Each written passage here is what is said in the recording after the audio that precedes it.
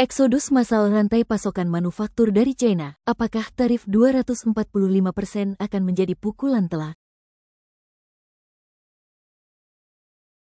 It's all covered in today's China Truths.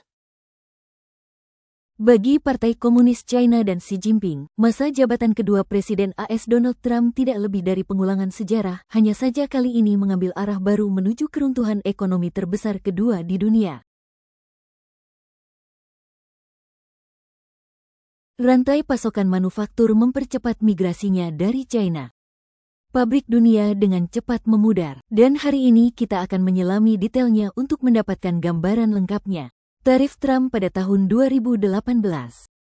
Orang mungkin ingat bahwa tarif pertama pemerintahan Trump sebesar $250 miliar untuk China pada tahun 2018 hampir terjadi seketika, dengan impor AS dari China menurun tajam dalam beberapa bulan berikutnya. Seperti yang diharapkan, penurunan impor AS dari China sebagian besar diimbangi oleh pertumbuhan impor dari negara-negara lain dengan manufaktur berbiaya rendah. Namun, tren produsen yang pindah dari China terus berlanjut bahkan di bawah pemerintahan Biden berikutnya, yang juga terkenal karena sebagian besar mempertahankan kebijakan tarif Trump terhadap China.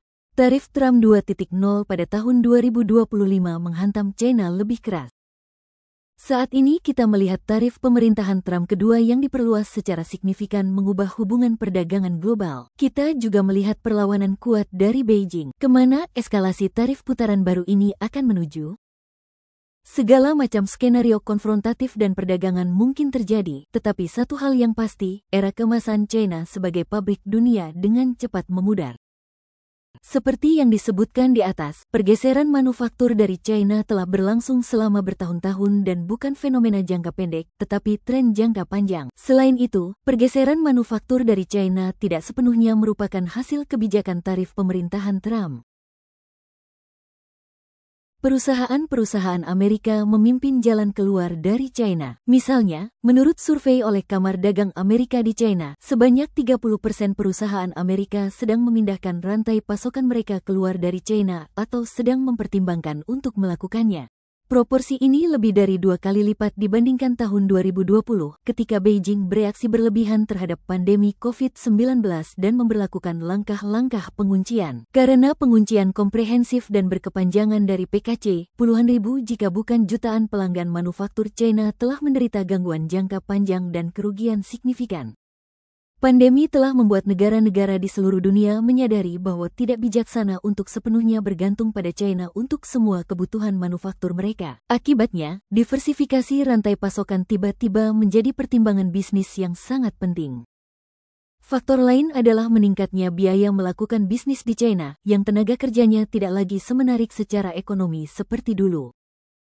Kelas menengah China yang berkembang dan populasi yang menua berarti bahwa keunggulan harga dan keandalan yang pernah dinikmatinya tidak seperti dulu lagi, dan itu tidak mungkin berubah selama PKC berkuasa. Perilaku China di panggung internasional menjadi perhatian. Alasan menarik lainnya adalah meningkatnya ketegangan geopolitik di kawasan itu, yang jauh melampaui persaingan antara China dan Amerika Serikat. Banyak pelanggan China prihatin dengan ambisi global China dan perilaku agresif terhadap negara-negara tetangga dan kawasan Asia Pasifik secara keseluruhan. Latihan militer China di dekat Taiwan dan langkah-langkah provokatif terhadap Filipina, Vietnam, dan Jepang telah membuat pelanggan enggan berbisnis dengan China. Perusahaan-perusahaan Eropa setidaknya sama pesimisnya dengan perusahaan-perusahaan Amerika, dan bahkan mungkin lebih pesimis. Dalam survei tahun 2024, hampir separuh, 44%, anggota Kamar Dagang Uni Eropa mengatakan mereka melihat prospek bisnis dan profitabilitas yang suram di China. Mereka menyatakan kekhawatiran yang serupa dengan rekan-rekan Amerika mereka dan menunjuk pada pembatasan China terhadap akses ke pasar China. Survei tersebut dilakukan sebelum pemerintahan Trump kedua menjabat pada tahun 2025 dan putaran tarif terbaru diperkenalkan. Negara lain menarik produsen. Perusahaan yang dulunya memiliki semua pabriknya di China kini telah membuka pabrik di Vietnam, India, Turki, Meksiko, dan tempat lain yang lebih dekat dengan pasar tempat produk mereka dijual, yang memiliki keunggulan kompetitif lainnya termasuk biaya tenaga kerja yang lebih rendah, akses pasar, dan infrastruktur.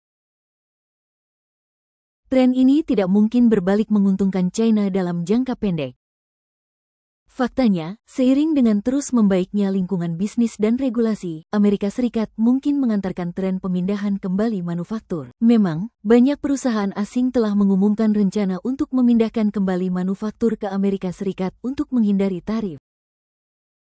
Baru-baru ini, SoftBank Jepang, TSMC, perusahaan manufaktur chip Taiwan, Hyundai Motor Company Korea Selatan, yang telah berjanji untuk menginvestasikan 21 miliar dolar di pabrik baja dan mobil, dan beberapa perusahaan internasional di negara-negara Teluk yang kaya telah mengambil tindakan. China berada dalam dilema. Hari ini China berada dalam dilema. China menghadapi Amerika Serikat yang dipimpin oleh Presiden Trump, yang bertekad untuk menantang China di setiap bidang pengaruh dan menggunakan keunggulannya dalam regulasi, ketertelusuran hukum, kepemimpinan keuangan, dan inovasi teknologi untuk mencapai tujuan ini. Jadi, China berusaha untuk menutupi kerugiannya dan mencari terobosan dengan memperdalam hubungan ekonomi dengan negara-negara seperti Argentina, Brasil, dan Rusia. China telah menaruh harapan ekonomi terbesarnya pada Uni Eropa, tetapi Uni Eropa tidak antusias dengan hal ini dan tidak bersedia menanggung risiko ekonomi tambahan yang menyertainya. Dapatkah PKC secara efektif mengatasi perubahan mendasar yang terjadi dalam sistem manufaktur dan perdagangan global? Mari kita tunggu dan lihat apa yang akan terjadi di masa depan. Beijing tidak ingin berkonfrontasi dengan Trump, tetapi sudah terlambat. Pada tanggal 16 April Partai Komunis China secara resmi mengeluarkan pengumuman pengangkatan, menunjuk mantan perwakilan WTO Li Cheng untuk menggantikan Wong Shun sebagai negosiator perdagangan internasional dan wakil menteri perdagangan. Pengangkatan ini terjadi pada saat konflik perdagangan AS-China memanas dan dunia luar memberikan perhatian besar. Li Cheng-ngang, 58 tahun, memiliki gelar sarjana hukum dari Universitas Peking dan gelar master di bidang hukum dan ekonomi dari Universitas Hamburg, Jerman. Ia pernah menjabat sebagai perwakilan WTO, asisten menteri perdagangan, dan berpartisipasi dalam negosiasi ekonomi dan perdagangan China-AS selama masa jabatan pertama Trump. Reuters menyebut penggantian ini tidak terduga. Keberadaan Wong Shun belum diumumkan dan Kementerian Perdagangan belum menjelaskannya, tetapi namanya telah dihapus dari situs web resmi Kementerian Perdagangan. Reuters menunjukkan bahwa perubahan ini terjadi pada saat kritis ketika AS terus memberlakukan tarif dan menyatakan kesediaannya untuk bernegosiasi. Alfredo Montavar-Helu, penasihat senior pusat China di World Conference Board, mengatakan bahwa Wong Shun berpengalaman, tetapi penggantian pada saat ini sangat tiba-tiba dan dapat menyebabkan gangguan. Seorang sumber di lingkaran bisnis asing Beijing mengatakan bahwa Wong Shun memiliki gaya yang keras seperti bulldog dan memiliki sikap yang jelas dalam konfrontasi dengan Amerika Serikat. Perubahan personel juga bertepatan dengan kunjungan Xi Jinping ke Vietnam, Malaysia, dan Kamboja. Ia didampingi oleh Menteri Perdagangan Wong Wentao dan perjalanan itu dianggap sebagai upaya untuk menggunakan kunjungan tersebut untuk mengurangi tekanan tarif AS.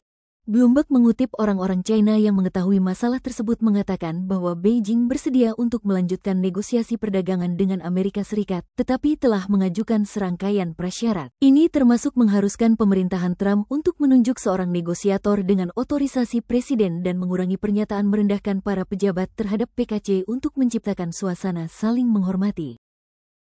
Orang-orang yang mengetahui masalah tersebut mengungkapkan bahwa PKC tidak ingin Trump berpartisipasi langsung dalam negosiasi, tetapi lebih memilih agar kedua kepala negara masing-masing menunjuk perwakilan untuk bernegosiasi. Diyakini bahwa ini akan lebih kondusif untuk mempromosikan penandatanganan perjanjian akhir. Di masa lalu, Li Cheng mengkritik kebijakan tarif AS pada pertemuan WTO dan menekankan pentingnya sistem perdagangan multilateral. Ia juga baru-baru ini menghadiri pertemuan pengusaha yang dianggap sebagai pengaturan transisi sebelum menjabat. Belum ada tanda-tanda apakah PKC siap untuk memulai kembali negosiasi segera. Washington telah berulang kali menegaskan kesediaannya untuk mencapai kesepakatan, tetapi menekankan bahwa Partai Komunis China harus mengambil langkah pertama.